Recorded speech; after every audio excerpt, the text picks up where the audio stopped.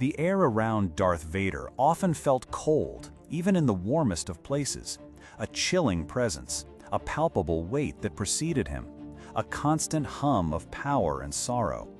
But there was one element of his being, one extension of his will, that burned with a furious, undeniable heat: the crimson blade of his lightsaber.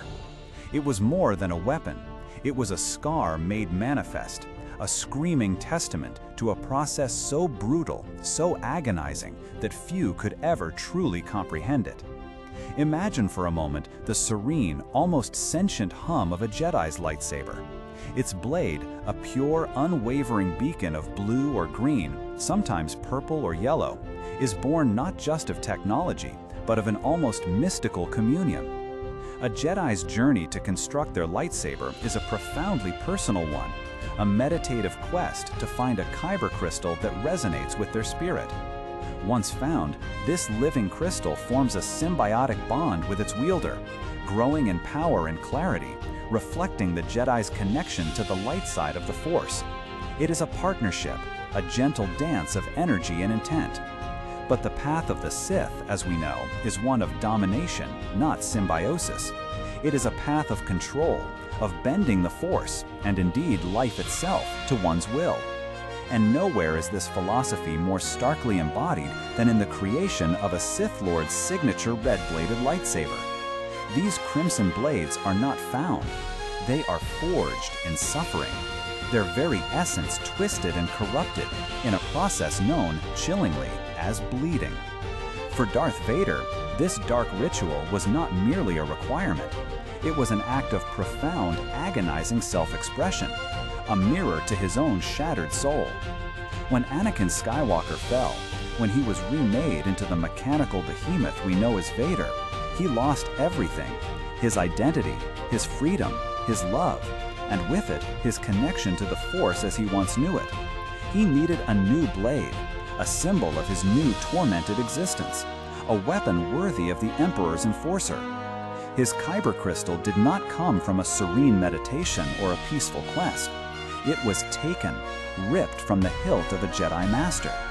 Following his catastrophic defeat on Mustafar and his agonizing rebirth, Vader was sent by Palpatine to dispatch a stubborn Jedi Master named Kirak Infala.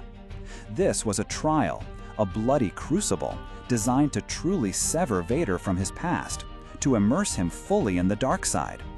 Infala, a formidable guardian whose unique connection to the Force allowed him to survive even grievous wounds, presented a significant challenge.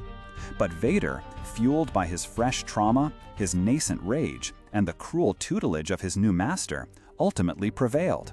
And in his victory, he claimed Kirak Infala, a crystal that once glowed with the pure, untainted light of the Jedi.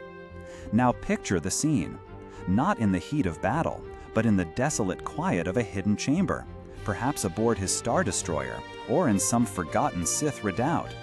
Vader stands, his labored breath echoing in the silence of his meditation chamber, the only sound the faint hiss of his life support. In his armored gauntlet, he holds the captured Kyber crystal. It glows, perhaps with a faint, defiant blue, or a soft, verdant green, the color it always was, the essence of the light it was born to serve. Then the process begins.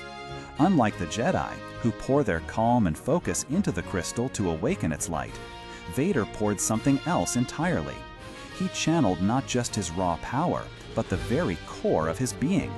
All of his incandescent rage. Rage at Obi-Wan, at himself, at the Emperor, at the galaxy. All of his searing pain. The agony of Mustafar, the constant thrumming ache of his damaged body. And perhaps most potent of all of his crushing, unspeakable grief. For Padme, for the life he had lost, for the Jedi Order he had betrayed. He didn't coax the crystal, he dominated it. He saturated it with his darkness, his despair, his every destructive impulse. Imagine the sensation, if you can, of a living, sentient being force-fed pure venom. The crystal, connected to the Force, screamed. Not an audible scream, perhaps, but a scream of pure agony resonating through the Force itself. A silent shriek as its very nature was violently assaulted. Its natural connection to the light side was not merely severed, it was corrupted, twisted, until its essence was fundamentally altered. The crystal resisted. Every fiber of its being yearned for the light, for its natural state.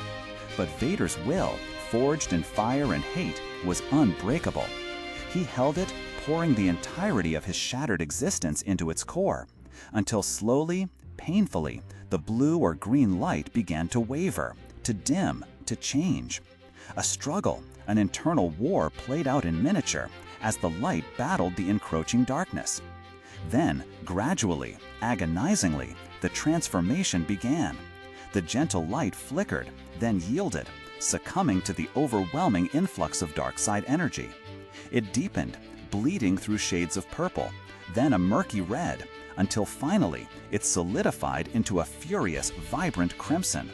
The agony ceased, replaced by a new resonant hum, the hum of a blade born of suffering, fueled by hate. The crystal was no longer a vessel of the light, it was an embodiment of the dark, its color a permanent testament to its forced conversion. This was the moment Darth Vader's iconic red blade was truly born. When that lightsaber ignited, it was not merely a beam of concentrated energy, it was a conduit for Vader's suffering, a perfect symbol of his new tormented existence. Every swing, every parry, every precise lethal cut carried the weight of that painful creation. The red glow was not just a visual identifier of the Sith, it was the bleeding wound of a Kyber crystal, forever stained by the darkness poured into it.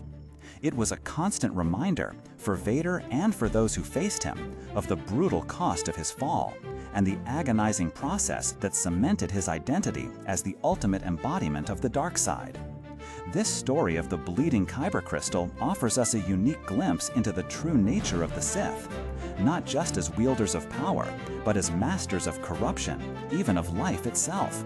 It shows us the brutal and unforgiving path of a being who chose domination over harmony, pain over peace. And it reminds us that even in the most iconic symbols of a galaxy far, far away, there are hidden layers of meaning, depths of suffering, and profound stories waiting to be explored. What are your thoughts on the bleeding of Kyber crystals?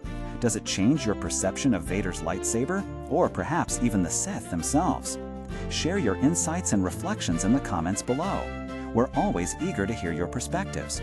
And if you enjoyed this journey into the lore of Star Wars, please consider subscribing or following for more deep dives into the stories that shape our favorite galaxies. Thank you for listening, and may the Force be with you.